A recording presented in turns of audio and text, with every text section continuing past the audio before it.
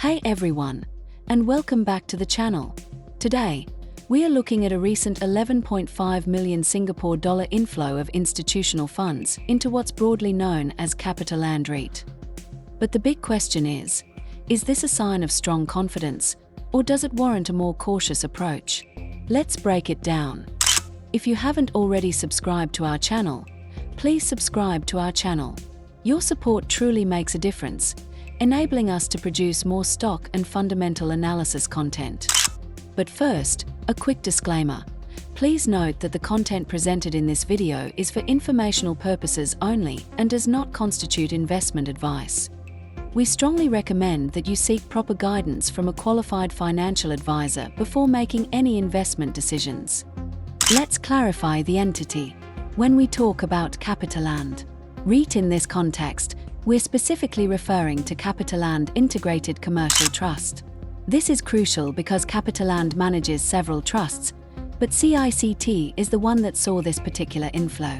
It's actually the first and largest REIT listed on the SGX, with a market capitalization of 14.1 billion Singapore dollars as of late 2024. So, who bought in and how much? During the week of June 9, 2025, CICT recorded a net inflow of 11.5 million Singapore dollars. The buyers? These were institutional investors. Think large organizations like pension funds, mutual funds, and insurance companies. While the specific names of these institutions aren't publicly disclosed in the data, it confirms these were major players. Now, here's an interesting point. Some reports suggested this was the second consecutive week of institutional buying for CICT. However, it's worth noting that for the immediately preceding week, the week of June 2, 2025, CICT actually faced significant institutional outflows of 13.6 million Singapore dollars. This highlights that fund flows can be quite dynamic and sometimes contradictory, so it's important to look at the bigger picture. And that bigger picture is fascinating. This 11.5 million Singapore dollar inflow into CICT happened during a week when the broader Singapore REIT market experienced a substantial shift. Institutional investors collectively engaged in net selling, offloading a whopping 130.5 million Singapore dollar worth of stock across the market. This was a dramatic reversal from the week before, indicating a growing risk-off stance, largely influenced by ongoing geopolitical tensions like the Iran-Israel conflict. So, in a market where institutions were largely pulling back, CICT stood out as one of the few to attract capital. Now for the million-dollar question. Is this a good sign, or should we be cautious? Let's look at both sides. First, why it's a good sign for CICT. Flight to quality. This inflow suggests CICT is seen as a flight to quality asset. In uncertain times, sophisticated investors move capital to assets perceived as stable and fundamentally sound, and CICT appears to fit that bill. Strong financials. CICT boasts robust financial health. As of Q1 2025, it had a conservative aggregate leverage ratio of 38.7%. This is well below the regulatory limit, giving it significant financial flexibility. Plus, it has a low average debt cost of 3.6% and a high 81% of its borrowings on fixed interest rates, insulating it from rate hikes. Consistent performance. The trust reported Q1 2025 revenue and net property income in line with expectations.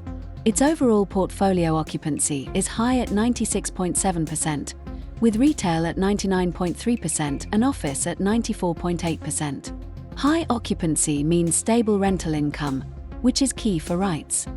Attractive yield. CICT's implied distribution yield of approximately 5.01% is appealing to income-focused investors. Diversified portfolio.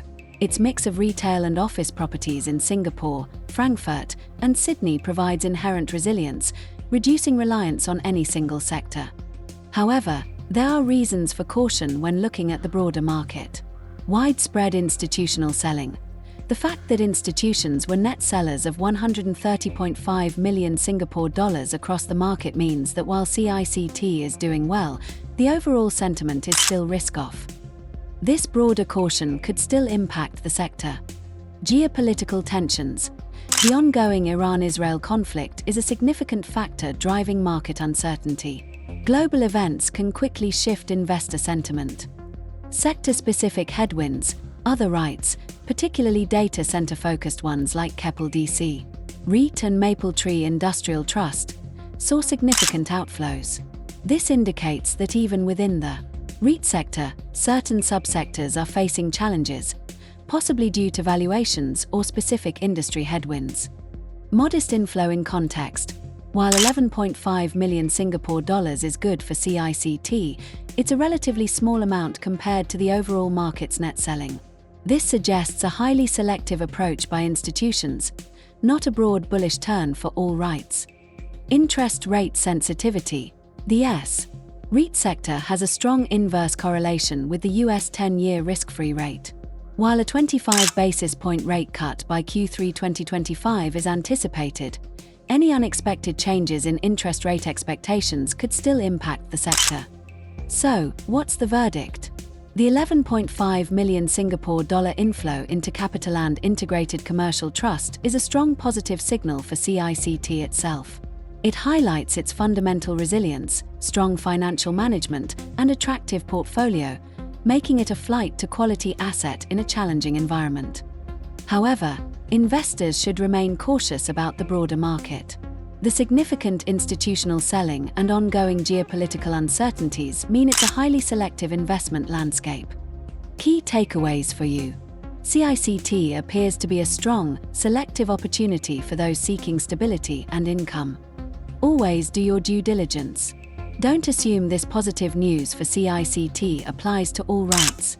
Keep an eye on macro factors like global geopolitical developments and central bank interest rate decisions, as they will continue to influence the market. What are your thoughts on CICT and the current REIT market? Let us know in the comments below. Don't forget to like this video, subscribe for more insights, and hit that notification bell so you don't miss our next update. Thanks for watching, and we'll see you next video.